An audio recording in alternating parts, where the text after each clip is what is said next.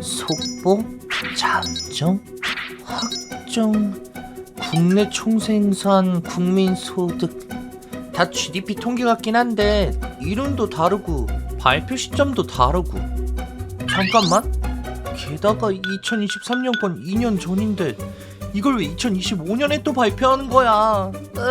헷갈려. 하지만 나에게 이분이 계시지. 현대 국민계정체계의 설계자, GDP, GNI 같은 국가 경제 성적표의 틀을 잡은 리처드 스톤 선생님. 안녕하세요 선생님. 속보, 잠정, 확정. 도대체 통계는 왜 이렇게 여러 번 발표하나요? 잘 지냈나요, BOK? 좋은 질문이에요. 지금 보고 있는 건 사실 서로 다른 단계의 추계치인데 핵심은 딱 하나예요. 얼마나 빨리 알려줄까? vs 얼마나 정확하게 알려줄까? 먼저 분기별 국민소득 통계부터 볼까요? 한국은 이렇게 운영하고 있더군요. 분기 끝난 지 28일 이내 분기 속보치, 분기 끝난 지 70일 이내 분기 잠정치. 28일, 70일? 생각보다 빠르네요.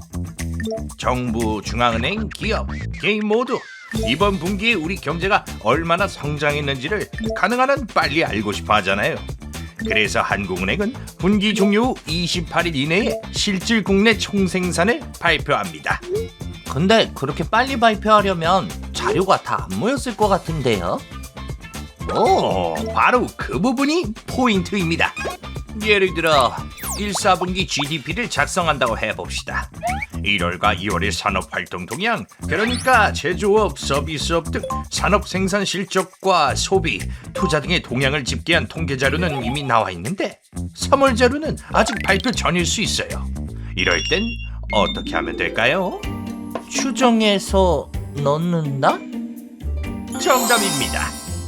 속보치는 이렇게 아직 안 들어온 마지막 달 자료를 모형이나 과거 패턴으로 추정해서 우선 빠르게 뼈대를 세우는 통계예요. 그래서 속보인 거죠. 아, 그래서 속보치가 먼저 나오고 나중에 살짝씩 고쳐지는 거군요. 맞아요. 시간이 조금 더 지나서 세 달치 자료가 모두 들어오고 기업 분기 결산 보고서와 같은 추가 데이터가 들어오면 분기 잠정치를 내죠. 또 시간이 지나면 국가 데이터처의 연간 제조업, 서비스업 조사나 각종 결산 통계 같은 더 정확한 자료들이 나와요. 이걸 반영해서 연간 확정 통계를 만들고 그 기준으로 이전 연도 수치도 다시 수정하는 겁니다. 그러니까 2년 전 숫자가 바뀌는 건 더 정확한 자료를 반영한 업데이트라는 거네요. 맞습니다. 거기에 5년마다 하는 기준년 개편도 있어요. 경제 구조와 상대 가격 체계가 바뀌면 예전 잣대로는 경제 현실이 잘 안 보이거든요.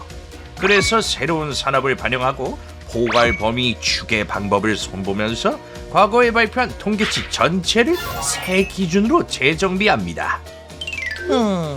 그래도 숫자가 자주 바뀌면 불안해하시는 분들도 있을 것 같아요. 그래서 중요한 게 어떻게 바꾸느냐예요. IMF 등에서 말하는 통계 리비전 또는 수정 정책에 세 가지 원칙이 있습니다. 첫째, 일정 공개. 언제 무엇을 수정할지 정기적이고 예측 가능하게 공개할 것. 둘째, 변경 사유 설명.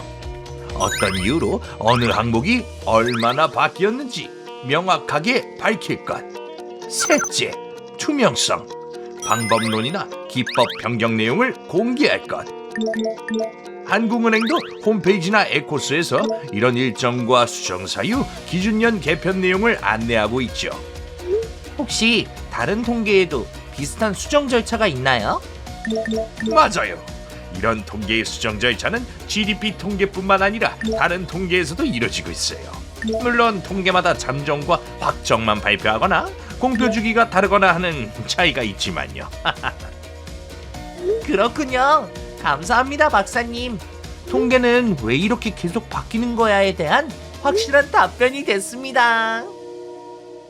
그러니까 정리해보면 통계가 자꾸 바뀐다고 해서 꼭 믿을 수 없는 것이 아니다. 속보치는 제한된 자료로 만든 가장 빠른 스냅샷이고 잠정, 확정, 기준년 개편을 거치면서 점점 더 현실에 가까워지는 과정이다라는 거지.